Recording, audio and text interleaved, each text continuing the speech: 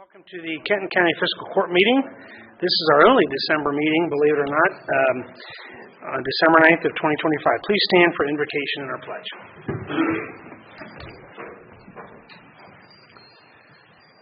Heavenly Father, we thank you for this day, and especially thank you for all our blessings we have as individuals and as a community and as a country.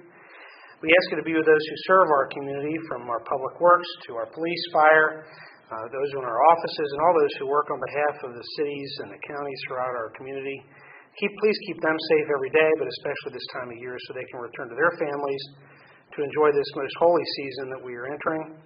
Please be with us as we serve the citizens of Kenton County, that everything we say is pleasing to your will, say and do is pleasing to your will, but also ask for peace in the world, peace in our families, peace in our communities, and always help us to be those that we're called to be. In Jesus Christ's name we pray. Amen. Amen. I pledge allegiance to the flag of the United States of America and to the republic for which it stands, one nation, under God, indivisible, with liberty and justice for all. Okay, first item on our agenda is approval of our minutes from November 12th. Motion approved. Motion is second. All in favor? Aye. Aye. Any opposed? Motion carries. We have our citizens address portion. We've asked Mr. Staverman has asked to address the court. Good evening. Good evening. How are you? Hello, and good evening to the court and all the interested citizens observing here and online. My name is Michael Staverman. I currently reside in Edgewood in the 3rd District. Today I wanted to speak out on an issue that is currently eroding community relations with local law enforcement, and specifically the Kenton County Sheriff's Department. This county's 287G agreements with the Department of Homeland Security, and specifically Immigration and Customs Enforcement, or ICE. These 287G agreements deputize local law enforcement to do the work of ICE. Specifically, in May, this county entered into the Jail Enforcement Model, JEM, and the Warrant Service Officer programs. In the 7 months since, the life has been quiet for many and marked by fear for others. A few months ago, the Department of Homeland Security commenced Operation Midway Blitz in Chicago and opened major efforts in other cities such as Charlotte, New Orleans, and Minneapolis, most lately. The ensuing brutal and reckless enforcement has left many across the country and here in Kenton County angry, fearful, and worried. Because of ICE's violence and carelessness, this county's local law enforcement suffers. Locals know about the 287G agreements, and trust is eroding significantly within certain communities, specifically with the local sheriff's department, which runs the jail, which houses detainees. Every bed that the county leases to ICE is another neighborhood that is scared that they will see masked agents in their streets. Another neighborhood that now thinks twice about calling 911, that thinks twice about calling in officers. Another neighborhood that does not call in for real criminality in our communities. This is bad not just for citizens in our community, but also for local law enforcement. We need to have trust between the community and local law enforcement. Less trust means less safety, not only for citizens and residents, but also for officers who are on the streets and put themselves in jeopardy every day for us. We need to keep information free-flowing between citizens, residents, and officers so that we can solve crime and get actual violent criminals off the streets. In Chicago, 95% of the detainees they bring in have no criminal record. In November, most recently, the Cincinnati Enquirer did work to look at Northern Kentucky.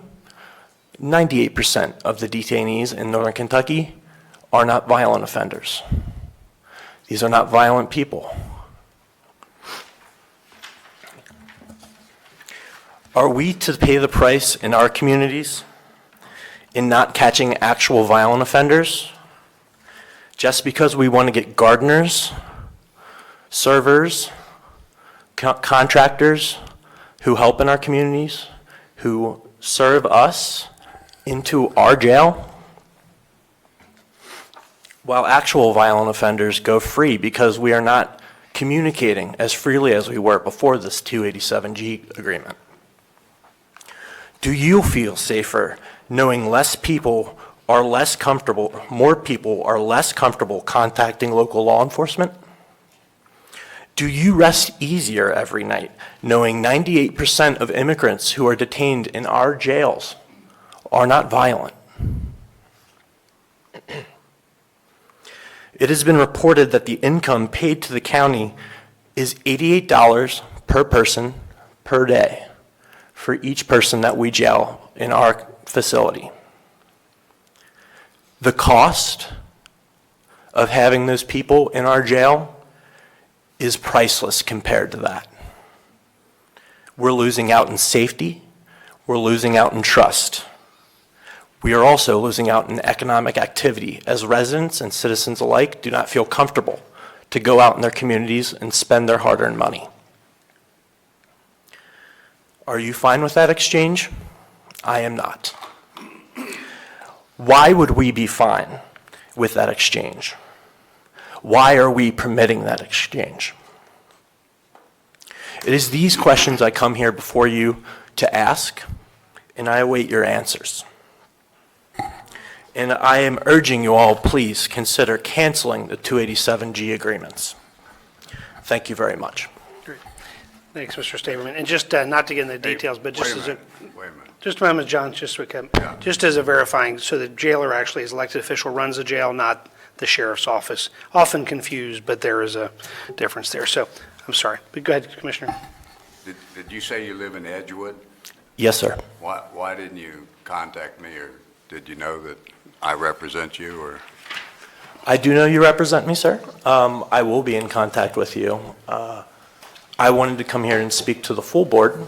Okay. Did you say that 95% of the people in Chicago that are arrested are nonviolent? Yes, sir. That's verified by ProPublica, I believe. Yeah, well, ProPublica says that, right? Is that what you said? Yes, ProPublica. They're an That's esteemed kind of hard for me journalist. to believe, knowing the history of Chicago and, the number of people that are murdered throughout the week. If we could go ahead, well, let's go ahead and go ahead with the meeting, if you don't mind. Obviously, I appreciate your time this evening, Mr. Staberman. I think Carrie Stevens is asked to address the court as well. I just would ask you to try and keep the comments to 2 to 3 minutes as well. Hi, good evening. Thanks for having me here tonight. Good evening. My name is Carrie Stevens, and I am a resident of Fort Wright, Kentucky. I am also speaking to you here today based on my concerns about the county's agreement with ICE and the Department of Homeland Security. So I am a great-grandchild of Irish immigrants who changed our last name at Ellis Island because of fear of discrimination. And I am no stranger to how hopeful and motivated immigrants can leave a lasting legacy for good in our community. I feel as if Kenton County, and especially the Covington area, is somewhat of a shining gem in Cincinnati. So many of our restaurants, started by immigrants or first generations, have achieved national merit recently, including some restaurants on Diners, Drive-Ins, and Dives. So it is a joy to live nearby areas like Mainstrasse and Madison Avenue that line our streets with some of the best authentic international cuisine in Cincinnati. Through the county's involvement with ICE, I fear that we are instilling fear into those who have so much to give to our community and so much to potentially give to our community. I have heard the argument for ICE in that the increasing number of immigrants in our nation will increase our crime rates and take away jobs from native-born citizens. However, I do not see that issue here in Kenton County. I don't feel as if we need a 287 agreement or an ICE task force in a county that is 87% white, and where, according to an article by the Enquirer in November, less than 2% of immigrants have committed, immigrant offenders have committed violent crimes. I have concerns that through these agreements, our officers and our funds spent by the sheriff's office won't be able to be spent on more pertinent issues in our county, such as the fentanyl crisis, of which is affecting lots of people that I know, and I have concerns that the police will have less time to take care of that. I ask you all again to please consider Kenton County's agreements with ICE, and thank you so much for your time today. Great. Thank you so much. Okay, we'll move on to our, after citizens address this evening, to our general business. We have Rick Buster here, who's going to introduce himself, I think, and tell him why he's representing this great effort of Public Works, but also a couple of, an honor here this evening that I think you're going to talk about. So. Good evening. Good evening. Thanks for having us. So, Rick, where did you used to work? I used to work locally. Oh. Now I'm a little bit across the river. Okay. Here tonight representing the APWA for the Kentucky chapter, and more importantly, even the Northern Kentucky chapter. Bradley Creech competed in our equipment rodeo and was our first place for the mini excavator. So through this, he'll be moving on to a regional competition in Knoxville, March 19th and 20th, representing Northern Kentucky and the Kentucky chapter. So, Bradley, if you're going to come up. Yeah, sure. Oh, we want to get a good picture of everybody. Yeah. Excellent. All right, we're going to do a clean one. That's what you go into. Rather than one of 4 people that's going to be going after this regional rodeo, it's also the first time that we've done this, so it's pretty exciting. Why don't you do it again? Let's make sure we mic, this is everybody's. Why don't you use that to, the fact that you're rodeo, everybody thinks rodeo is horses. Okay, so this is equipment rodeo. It's skid steers and mini excavators. It's equipment that these guys use every day. So it's taking their skills and ability to operate the machinery with placing puzzle pieces, rings, picking up balls, things like that are technically a lot more difficult. So his abilities to be in first place really represents the state of Kentucky and the APWA chapter, and more importantly, Kenton County Public Works.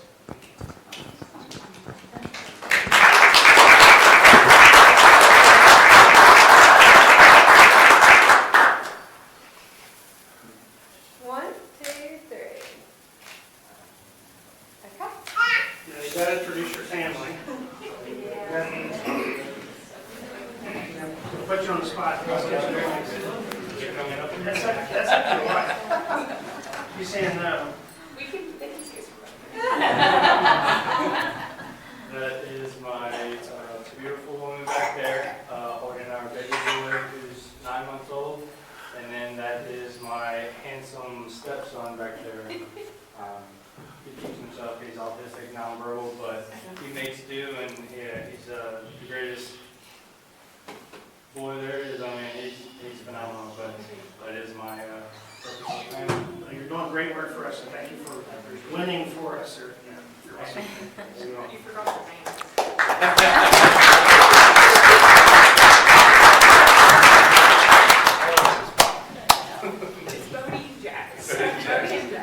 And by the way, you won't offend us by going home for dinner and stuff, so, so feel free to.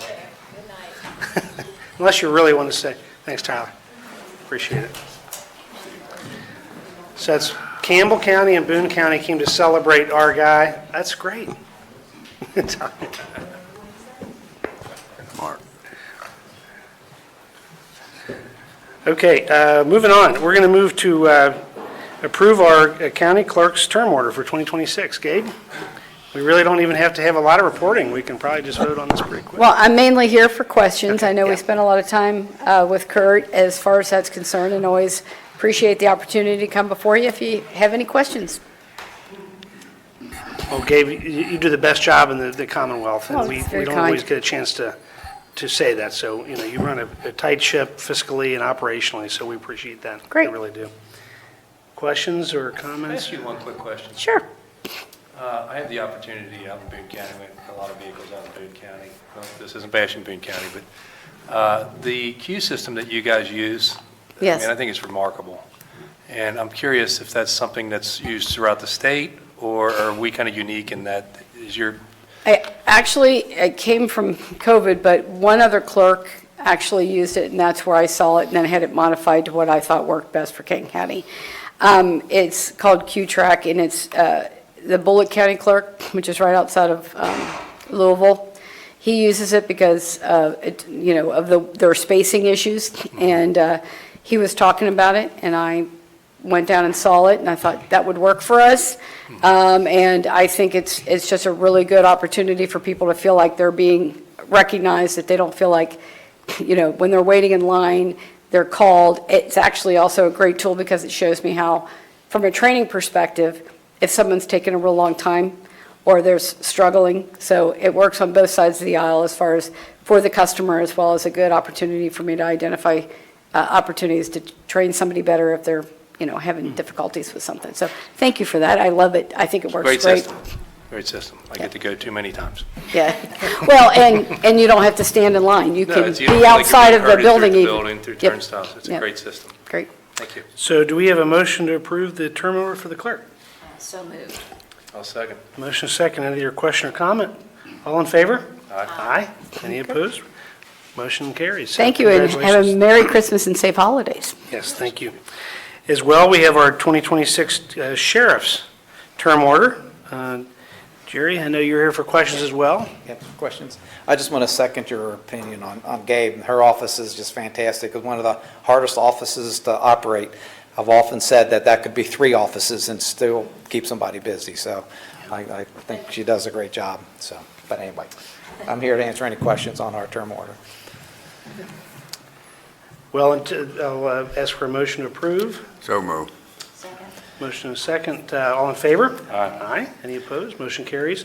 And I will comment that we did receive the letter from the sheriff today announcing his retirement at the end of the year. And of course, 27 years of service to this county. And it's kind of crazy to think about that, but just, more will be said and done here in the coming weeks. But what a great asset and a great public servant the sheriff has been. Yes, So, he is. And he does apologize for not being able to hit a former commitment that he had, months ago. So, but yeah, he's done a great job, and you all have been great support for him and the office. I can attest to that. So, thank you. Very good. Thanks, Jerry. Appreciate it. Okay, we're going to go back up to Mr. Frew. That's okay. We know it's a busy day, so we're good. Totally. Pat Frew from the Boys. Covington Business Council. Of course, it happened to be put on the agenda when we weren't in Covington, but This is a great picture of you, Pat. Oh, yeah, yeah. How long ago was this? Commissioner, how old are your headshots this year? that's pretty good. They made me get a new one. Maybe, yeah, maybe. I didn't want to, Yeah. Somebody on that board knows what it's like and how it ages you in that job, too, so. Okay, without further ado, and I appreciate you bearing with me on timing tonight. So, just wanted to give you a brief update on where we are. As an organization, I try to come before you all once a year. We appreciate your support. Judge, we look forward to your presentation in February. So this is kind of a similar brief rundown of some of the things we've been able to do as an organization. In the past year, we had our annual dinner at the convention center about 3 weeks ago, had about 500 people at that. So these are kind of similar to some of the comments that I made there. So just the kind of the state of a Covington Business Council. So we stand at about 580 member companies today. Get it caught up to my numbers here. Which represents more than a quadrupling of our membership over the past 15 years. We've seen a lot of people interested in what we do, not only the way that we operate and how we give individual attention to many of our member organizations, but people are really interested in all the good work that this group and others have done to make Covington a destination in our entire region. So as you can see, we've had more than 25% growth over the last year. And on the advocacy front, the CBC rallied support recently from leading bars, restaurant, and partner agencies like the Northern Kentucky Chamber and Meet NKY to sway city leaders to create a common consumption area. This area allows bars patrons in the central business district to carry adult beverages on certain hours. Now, this has not been approved yet, but it's something that will be coming, we think, by later this spring. And it's another way to also enhance retail in Covington. We've got a lot of great bars and restaurants, businesses that are growing, but the retail part of Covington could use some attention and some growth. So also in 2 years, of course, we're having bridge and infrastructure issues in Covington, and so we have the Bridging the Gap program with the city that's going to be taking place in the coming months to help strengthen commerce there when the bridge linking Newport and Covington is closed, demolished, and rebuilt. Also, the CBC is a primary partner in helping the city of Covington to inform businesses to this regard. We'll be helping to promote special deals at bars and restaurants that should cause more foot traffic to be going along the main corridors, Madison Avenue, Main Strasse, and all those areas, Roebling Point.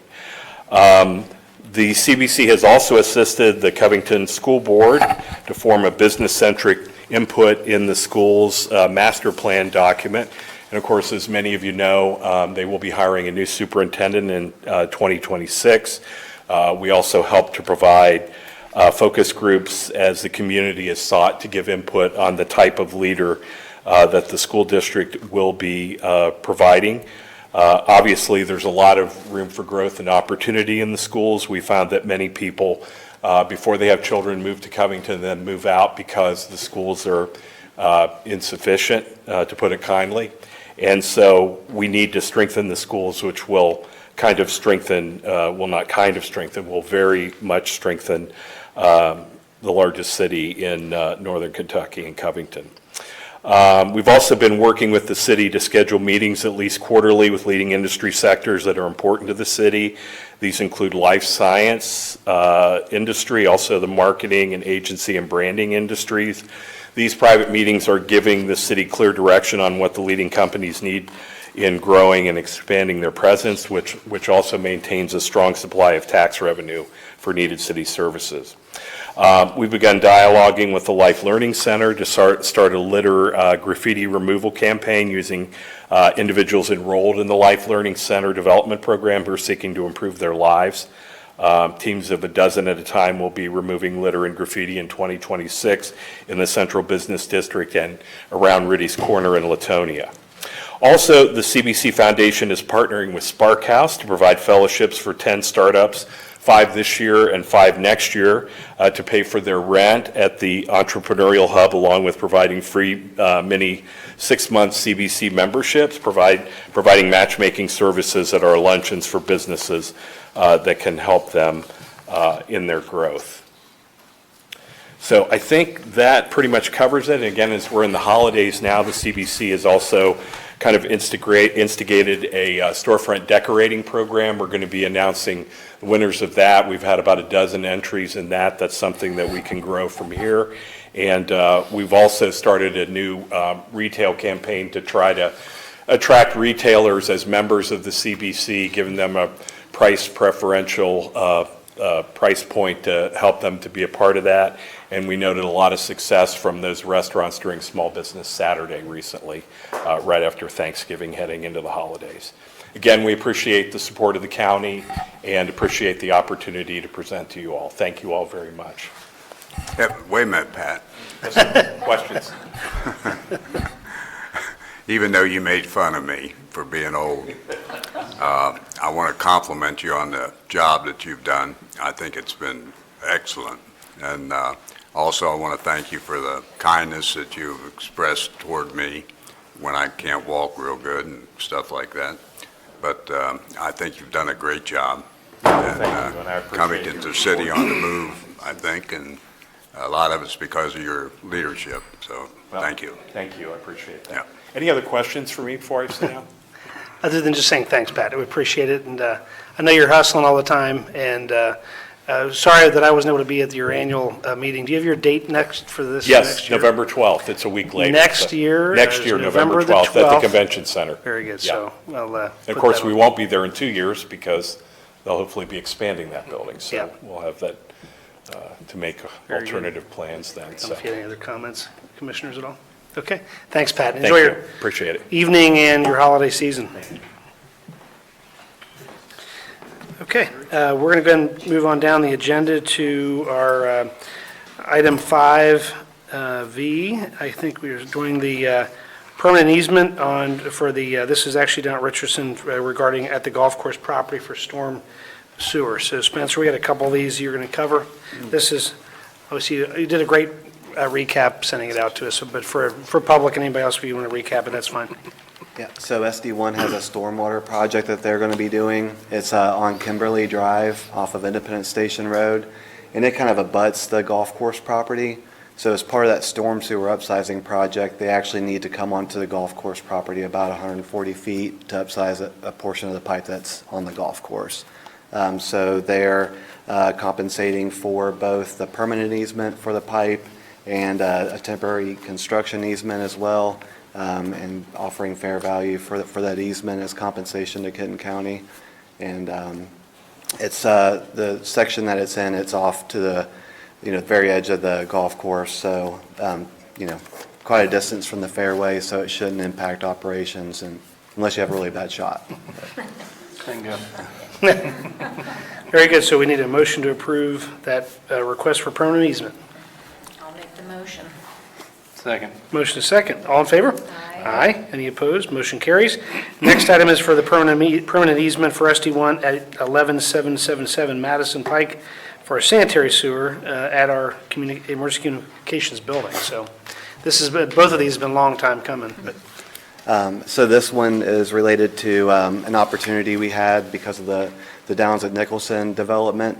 They extended the sanitary sewer up all the way close to 17 for the development. So we were able to work with them as part of a land sale agreement for some property that we had on the east side of 17 to basically allow them to, complete the section of sewer that would run under Kentucky 17 and then tie in our building to the sewer. In order to make that final connection, SD1 has to formally accept the sewer that the contractor installed, and part of that formal acceptance procedure is acceptance of these easements. So, Who's doing that big water tower? Is that the sanitation district or the water district, or is that the one on the end, off of 275 there? Oh, that's SD1. It's basically a combined sewer or an overflow tank. So when we have a lot of heavy rainfall, some of the sewers become, get to their capacity. So the tanks are able to temporarily store sewer. How do they get the, it's not a silly question, I guess, but how do they get the water and sewage in there? It's a couple of really big pumps. Basically, when I'm speaking from my limited knowledge, but when the sewers get so full, those pumps will kick on and fill up the tank until. Will that help us any with dough run? I don't know that it'll have any impact. but for the whole community, for Yeah. for the combined sewer overflows, it's one of those aspects of fixing that problem in the most economic way. It's been really kind of evaluated for a long time, but that's one of those, there's really a couple of them throughout the entire, we're due for SD1 to come in and do an update to us, John, so we'll have that, we'll get that on the calendar. Okay, thank Good you. idea. That's, okay, we do need I think, did we So vote on moved. that? Second. Okay, do you need a motion to approve that easement for So SD1? moved. John, seconded by myself, please. Okay, we got a motion, we have a second. All in favor? Aye. Aye. Any opposed? Motion carries. Next item is to request approval of pay app number 20 for Dugan and Myers for the parking garage. Joe? It's been vetted by the county engineer and myself, and it's been presented for your consideration. Motion to approve. Yeah, Go ahead. go ahead. Okay, second.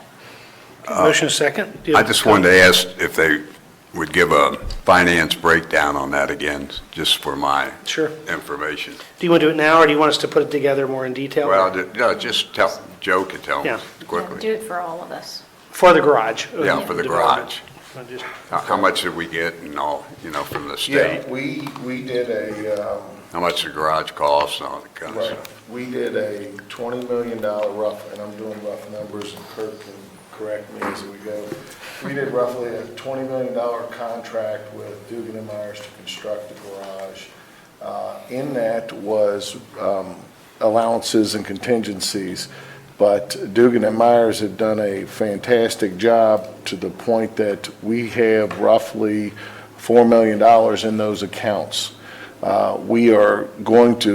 They're going to still hold that money until the completion of the podium, which is started back in November 16th. If you recall, we're building a podium on top of the garage in which the apartments, the Bavarian Flats, will be built by Maris and Urban Sites.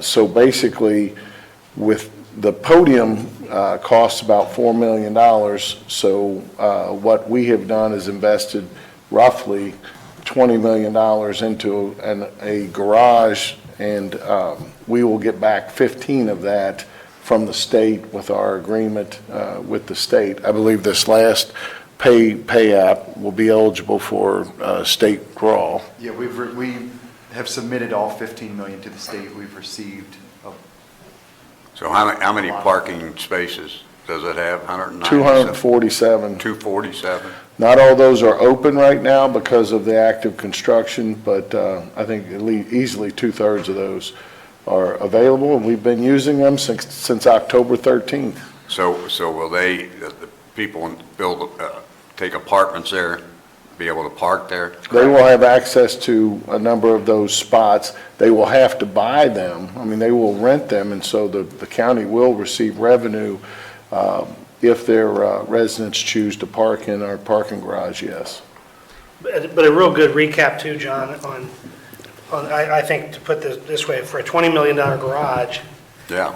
that $4 million, whether it be now or here in the next number of months, it brings it down to a $16 million cost, that we got $15 million from the state as a 250 parking garage. That's why I asked to be It's- explained. It was it's such a really good And without deal. Dugan Myers, I mean, they've done an extraordinarily good job of being efficient and not. They're unbelievable. And will we get any revenue from renting or selling the condos, or? Just in our equity, basically our agreement with the owner for the development of the apartments, that hopefully in 5, 10, 15 years, if those were ever sold, then we would have that money come back to the county. So the county would probably get a check some one of these days when all 4 of us are gone, and they'll say, that was a really good decision back in 2025. Put that in the building block. They probably won't remember it, John, but that's okay. Probably not. Okay, is that good? So we did vote on that, or did we not vote on that? Sorry. We're good, okay. We do need, next item is approval of our redevelopment fund agreement with the court and the city of Fort Wright. You want to speak to that, Joe? Sure. We received an application from the city of Fort Wright. We vetted this through our advisors, Gene Schwar and also Josh Weiss with PDS. They deemed this to be an appropriate project, and so we're now presenting it to you for approval. All right. I'll make a motion to approve. Second. Motion is second. Do you want to, you're good with voting on this, so even though it's in the I don't city. have any interest. All in favor? Aye. Any opposed? Motion carries. Good stuff happening with partnerships. We want to then move on to our claims list. Kurt? Yeah, this is for the claims list that was sent out on November 25th. as well as the one that was sent out last Friday. Are there any questions on either of those? Oh, just a question for you. So how do you have a beard with no gray? I don't know. That's a good question. Okay, I'll ask you Now that you brought it up, Moving on. You and Joe, somebody's got to make a nice presentation or representation to the public. It's not going to be from us. I don't know, it's going to be you, Scott? Well, moving on, actually, somebody to my left can do a nice white beard, too, so. Resolution 25-010 for our one budget adjustment, I think, there, right, Kurt? That's correct. We just have one budget adjustment for towing at the fleet services for $6,000, moving that from their diesel line item. For what? For towing. Towing. Towing services. What'd they tow? Various county cars or snow plows. I'll make a motion to approve. We have a motion, do we have a second? I'll say. A second, all in favor? Aye. Any opposed? Motion carries. Resolution 25-30, approving the court attendance incentives for the 25 and 2026. This is for the detention center. Oh, no, sorry, this is not. This is for dispatch. Beg your pardon. Yes, this is the program we talked about during budgeting process, and I like to call this one proof and concept. As you know, we've been doing this incentive with the jail, and the reason we started with the jail because, number one, they're a 24/7 shop, they're public safety, but they had horrendous vacancy rates. And over the last few years, I don't know if this program did this or not. I think a lot of the culture that was changed out there helped, but it was a piece of the puzzle. And so after we have received some positive results, I told Ashley, I said, you're next on the list because they have 42 positions that man consoles out there. We have 14 vacancies right now. And we try and try and try every year to get that, and there's a number of factors as to why we can't, but we're certainly going to try this tool and see if it has the same effect that it did on the jail. And so I ask for you to pass this, please. So moved. I'll second it. Great work. All in favor? Aye. Aye. Any opposed? Motion carries. Moving on to the detention center. Resolution 25-31, also the incentive program for that team. Joe, do you want to speak to that? Just that we'd like to keep going because we So have moved. not only recruited but retained folks during this Yeah, process. so I'll moved. second it. Motion is second. All in favor? Aye. Any opposed? Motion carries. Resolution 25-32, making an amendment to the Administrative Code and Policy Manual. All right, transition leave. The theme of the night has been recruitment and retention. We have been talking with our departments and we've been listening. They have said it is very difficult to attract tenured and experienced employees who are used to having vacation time and leave time to come over and join our departments, even though they want to. They may have trips scheduled or what have you. We have a very judicious accrual system, and I like that system because it keeps people honest. You earn it over time and you use it as you have it. However, during that first year, it can be very difficult. I don't know of any department head that I have hired since I've been here that I didn't have to finagle and work the system because I think one of them had a honeymoon like 2 months after we hired him. We have several examples of it, so we started to think what would be a way that we could sort of make it attractive for folks to come to us that have experience, that have that knowledge from other agencies, but not have to wait as long for some ability to take trips.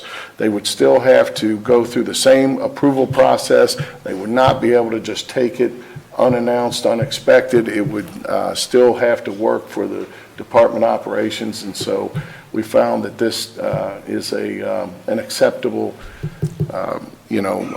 program, and we want to see how it goes. So. And I got one more to say after you vote. Okay. Do we have a motion to approve? I'll make the motion. Do we have a second? As long as my employees aren't watching, I'll second it. Any other comment or question? Okay, all in favor? Aye. Any opposed? Joe, you want to? Okay, I wanted to have it done by resolution, so it's effective January 1. I'm also going to ask that the court reflect this as a first reading of an ordinance, because I'm going to come back in January. Because it involves the administrative code, I need to do that by ordinance, so we will advertise second reading for January 13th for the administrative code change. I know that's completely confusing. Thank you. So we now have a first reading on that effort that we'll do in January. Okay.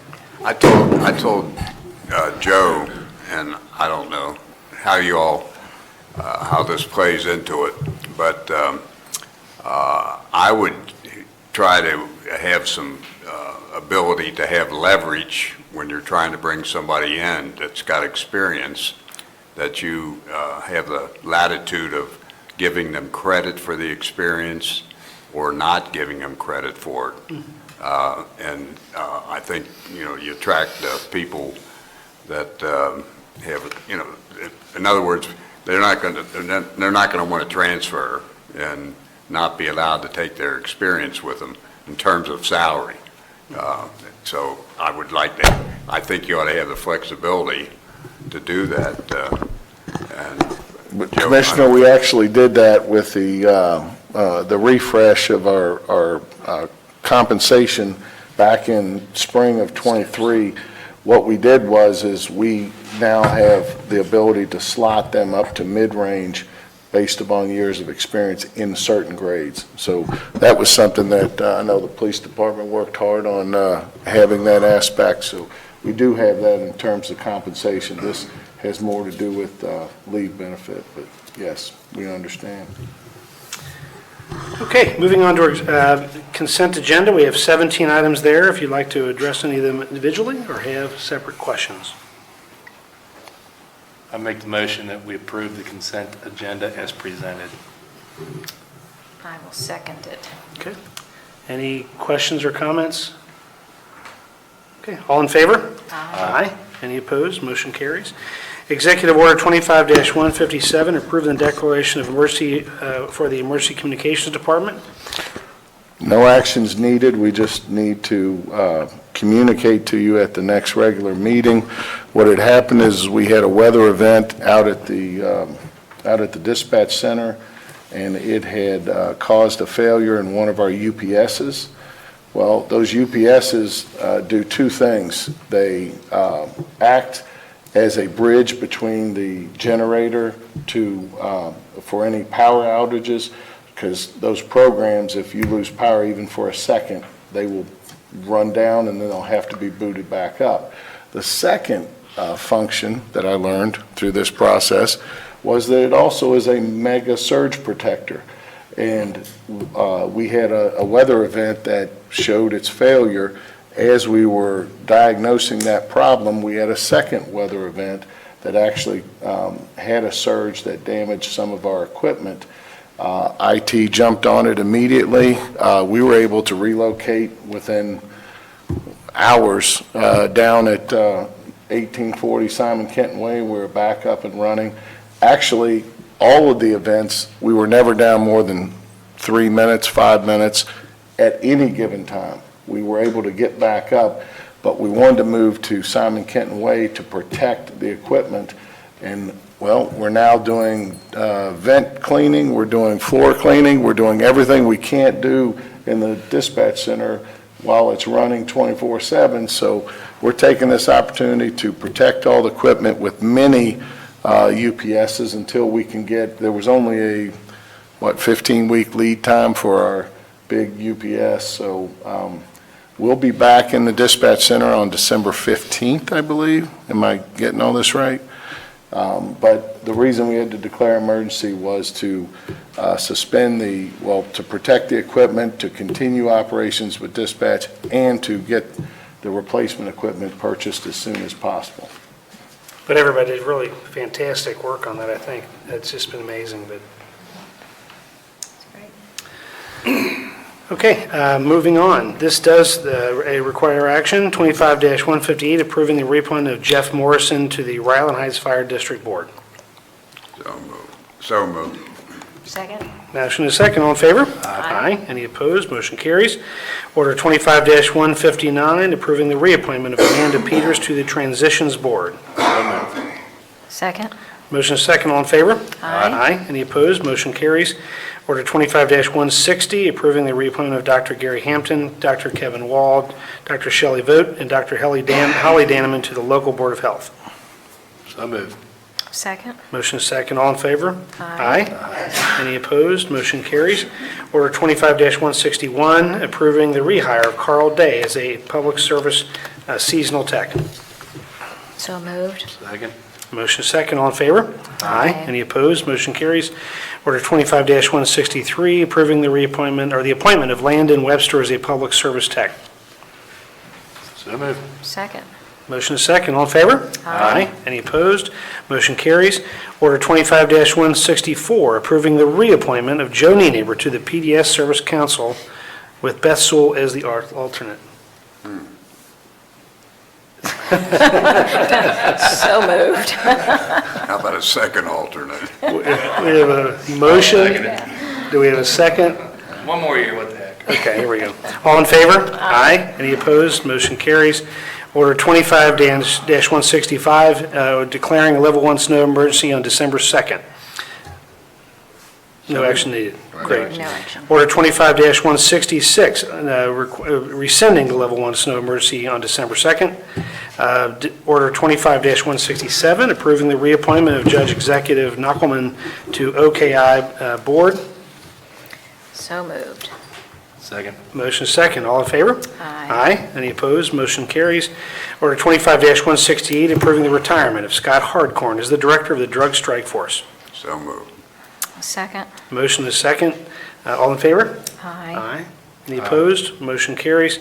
Scott's done a fantastic job. He's not here, but he's just been a great asset there.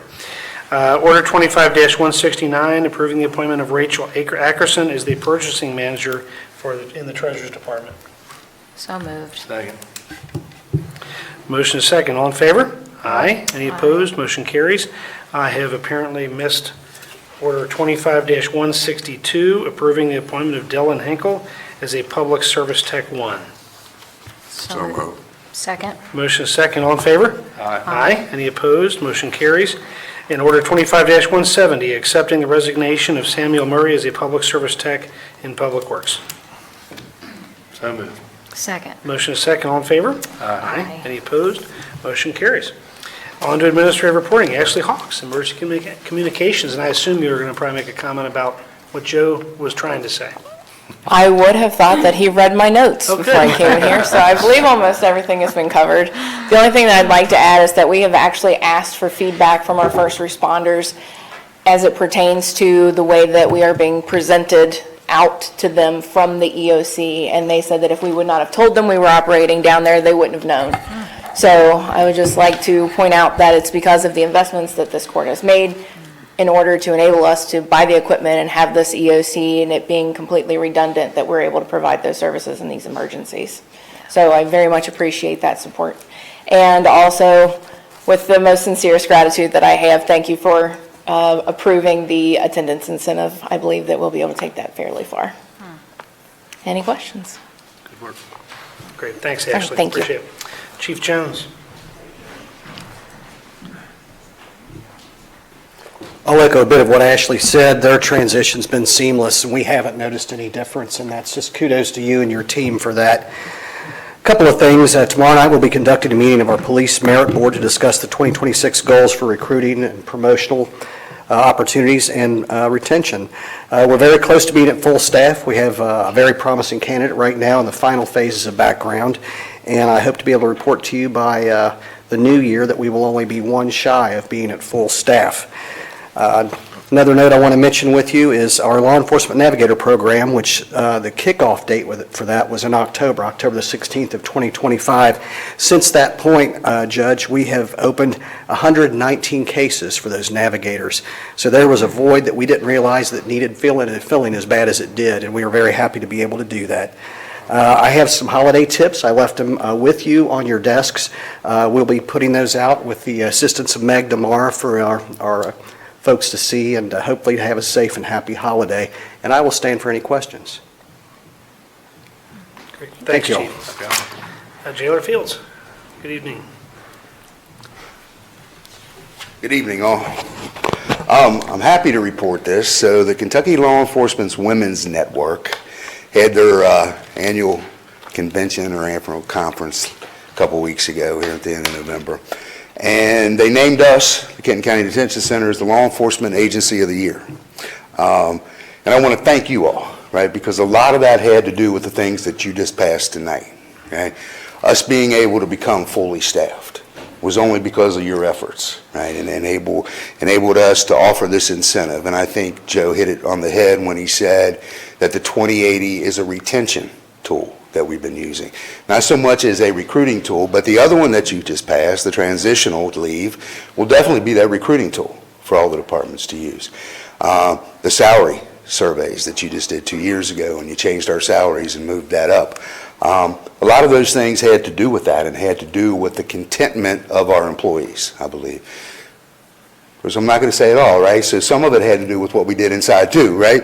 And they named a couple of things, those they named, and then a couple of things they named were some of the employee kind of relations things that we do, right?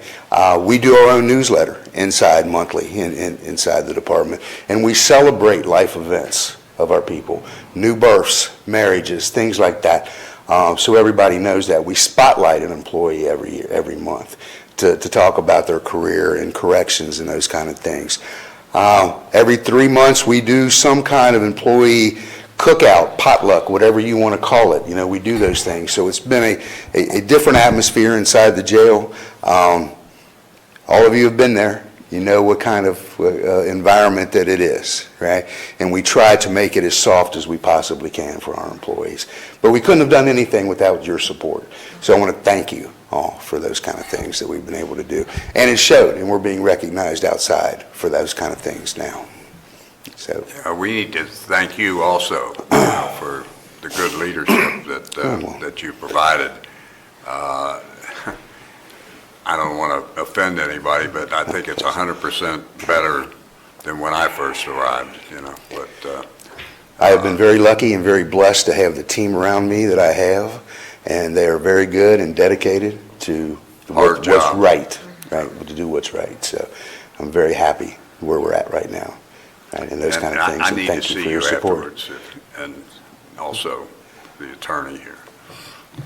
Oh, that doesn't sound good. It doesn't sound good. Mark, very well done, man. I'm very proud of what you've done down there at the jail and the team that you've built around you. Obviously, people will follow good leaders, and good leaders will follow good leaders. And I mean, most of what you've achieved has been on your direction. We're just here as a support, and there's been a true turnaround. Just imagine the difference in staffing, and I don't mean to belittle anybody, because I don't really know most of the people who work there, but the quality seems to have raised on like the atmosphere and the employees under your leadership. We are now able to turn down people, right? Which is a big step. Yeah. Big step, right? Yeah. Good job. Yeah. Thank you all very much. Appreciate it. Thank you, sir. Mr. Hensley, Homeland Security and Emergency Management. Well, good evening, all. Just a couple points here that I want to share, a couple recent things that we've participated in. Today, we attended the last safety planning meeting for the Brent Spence Bridge project. We're doing those quarterly now. We have been informed that probably we will see some pretty significant work that will be initiated within the next 6 months out there. And one of the good parts of that is they had a public information company that was there today that's going to be putting out real-time updates. So we got that contact information and connected Meg with them. So hopefully we'll be able to share real-time information, because it's going to get pretty complicated in the next 6 months to a year to travel around the downtown Covington corridor. Even getting to our building on occasions will be tricky. So we want to try to provide as much advanced information to the traveling public as we can as to how to navigate those detours. In addition to that, we were invited to and we participated in the City Talk Show along with Chris Marconi and Dave Hatter. And the topic was exactly that, the bridge project. How are we planning for it? Are we being proactive in those type things? So we had a lot of lessons learned when we had the bridge closure before. So we discussed some of that in the show, and we've been asked if we would follow up and do some additional. So when we have more to say, we'll certainly do that. We recently attended some training down in Louisville, the IAEM, which is the International Association of Emergency Management conference that was held this year in the Commonwealth of Kentucky, which is very rare. So we sought out some scholarship funds, and we were able to send, not only Todd and I attended portions of it, but we were able to send several of our part-time people down to participate in that. Since it was in Louisville, it was pretty easy for them to get there and return. Had a couple interesting calls. We had a missing, critical missing adult from the city of Erlanger. Went missing on Commonwealth Avenue and was located on Turkey Foot Road. We're still amazed at how much distance that individual covered, but he was fine, released back to the parents. We also had an extended hazardous materials release on I-75 at 275 ramp. And then the only other thing, I'd like to extend some appreciation to Adam Cheney at SD1. We had some recent flooding events on northbound 75 in the area of 12th Street, and we needed Vector trucks to come down and work on those drains. SD1 sent 2 Vector trucks down and made pretty quick work of reopening the I-75 corridor. So we appreciate that partnership. And with that, I'll entertain any questions. Adam Cheney, he's really done a great job, hasn't he? He's always been a reliable resource for us when we call and need equipment. So just a little tidbit to reinforce what you're saying about the importance of the communication over the next few years. For some reason, I've been doing a little bit of studying on traffic patterns north through Fort Wright. 66,000 people work in Cincinnati from northern Kentucky. So 66,000 people cross that bridge. Now. Or this was 2020. This is Northern Kentucky Area Development District. Did a study of, stuff. So 45% of the total people who leave the state of Kentucky, whether it be to Indiana, Ohio, whatever, go to Ohio, which means Boone, Kenton, and Campbell County. And that was in 2020, their study. So if you can imagine what that means for the traffic patterns over the next however many years with that bridge. Yeah, it has to get bad before it gets better, and it's going to be tricky to navigate. Glad we got our lane. Thank you. Thank you. Very good. Treasurer's Department report. Just need the record to reflect that the financial reports for November 2025 have been submitted. Very good. And they're great reading, as always. County Administrator's report. Really just... That wasn't supposed to be funny. It's true. Good reports, Jess. The IT people laugh at that number stuff. Okay. Oh, I'm ready? Sorry. Okay, I'm just kidding. It's December, so end of the year. I just wanted to express publicly what I say to the departments all the time. Department heads make my job easy, and I wouldn't trade any of them with any other county in the state, and I don't say that lightly. They're the best, and so I appreciate them. That's it. That's my report. That's good. County Attorney's report. No report tonight, Judge. Commissioner Drought. I haven't talked to Scott about this lately, but I have this neighbor who's in charge of this fly fishing club, and they're willing to put in fact, they're going to ask for another meeting soon to see how you feel about this, but they're willing to put about $50,000 into that Doe Run Lake up there to try to make it more quality. And so I don't know if that'll require us to put any money in or exactly. You met one time with him, didn't you? Or? Yeah, Commissioner, I think we met together with him.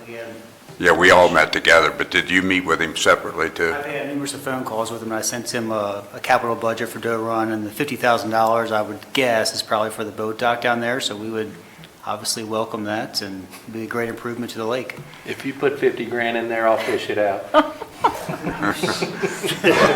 Well, I think, that it would be a good cause, because I think that, that has a lot of potential for beauty, and thank you for putting that sign up on 18. I guess it was 18, isn't it, or 17, or 17. 17. Because, the sign, there wasn't a sign on 17 about Doe Run Lake, but, so anyway, the other thing, I want to wish everybody a Merry Christmas, and thank you for being so kind and doing a good job all year long. This is a great county to live in. I've said this before. This is probably the best fiscal court in the history of Kenton County, and I believe that. And I've been in a lot of other elected positions, and this has been by far the most pleasant one. I've had a lot of friction in my lifetime, but thank you and Merry Christmas to everybody. Thanks, John. Commissioner Sewell. Well, I couldn't say it any better than Dr. Drought. He always says it well, but what a wonderful year of successes we have had with all of you, those of our team that aren't here tonight. Congrats to you, and of course with the folks that sit next to me. I look forward to serving with you good people. Another year to end our term. 11 years has gone by like that. Seems like it's been 2, but that's been because we've worked hard and it's been a lot of fun. You make it easy, Judge, and you guys make it easy too. So I'm just honored to be here. So wish you all a very blessed Christmas and your families, and a peaceful New Year. Amen. Commissioner Nienaber. I can't really say any more about the season and all that, but I got to say, coming in here tonight when the sun was setting, it casts like a really spectacular kind of view of this building with as it's starting to get dark with the Christmas lights and the fresh coat of everything that this building has. Very well done, and I'm pretty proud of everybody who had something to do with making sure that it was done essentially top notch, and man, it's this historic building is one of our major accomplishments. I was going to say, it just is one of a lot of things over the 11 years that we have put in place. And I'm not running for re-election, so it really doesn't matter. I'm saying this, but I do think that we have a list of accomplishments over the past 11 years that have taken care of some stuff that have been needed for many, many years, and secured them well into the future for the next 50 to 60, 70 years. So, and I'm proud to have done it with all these guys. So. I did have a question. How does the replacement of the sheriff, does the governor have anything to do with that, or? No, sir, that would be, so we'll make that appointment here by the end of the year. We do? Yes, sir.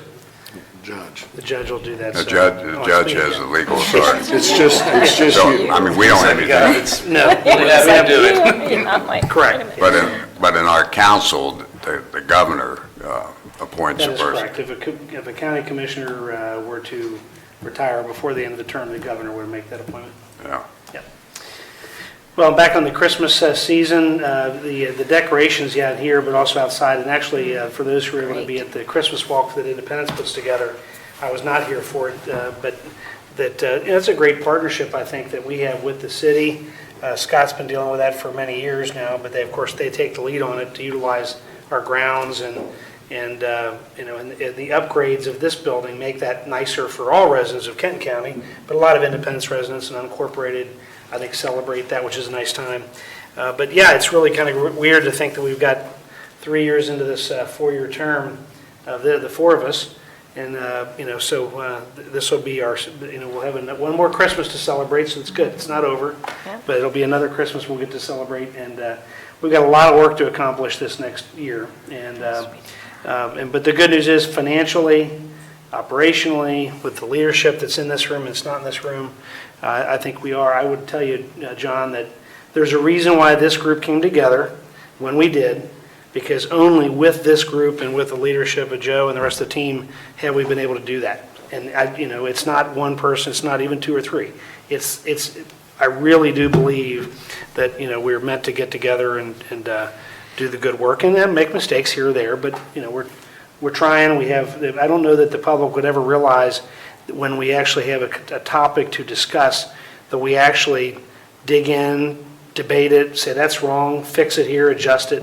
It's not just one person's initiative that moves things forward. We listen to the staff and say, I mean, we may not be able to get it done as quickly as sometimes we would like to, but I think that's good progress. So onward into 2026, but we got to have hopefully a safe and great holiday season on the way. We don't have a need for executive session, so we just need a motion to adjourn. So moved. Second. We are all adjourned. Have a good night. Chris, can I see this?